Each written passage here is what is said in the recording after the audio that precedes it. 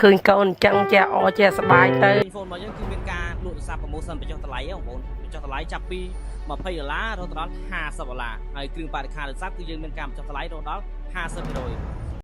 เนี่ยแซ่เนี่ยกล้อง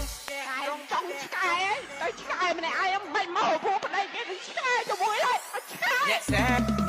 เนี่ยกล้องมาตึกไปกงสีพับสระยาเนาพับสีแสบของเนี่ย nè hộ khơi cái này tí tí mình đưa dưới tầm khán hộ khơi luôn ấy nha cho tôi đo hẳn á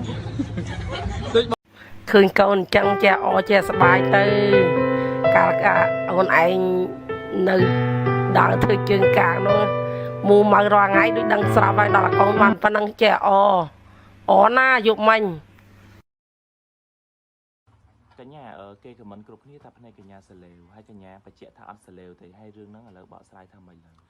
រឿងហ្នឹងអត់ពិតទេបងនៅតែអត់សលេវទេចាផ្នែកខ្ញុំអត់សលេវទេមើលខ្ញុំថតឲ្យច្បាស់មកឲ្យមើល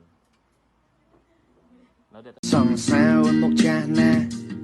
បើតាមទាយប្រហែលជា30 ក្រាស់មកចាស់ណាស់មិនមែននិយាយលេងទេប្រាប់គេថា53ក៏មានអ្នកជឿដែរមើលបបេមាត់វាนุ่งឡើងស្លេកបើឡាអត់នៅវិវាទអាចឃើញថាអញលវលក៏អញក៏នៅតែអាចឆ្លៀតចេញមកសំពងក្បាលត្រឡប់បែកទូចញេមជាមួយបរោពិឃាតពុះពេញទៅដោយចំហាយពិឃាតជីគាត់ហើយរួចទៅចោលអង្គធ្វើអត្តឃាត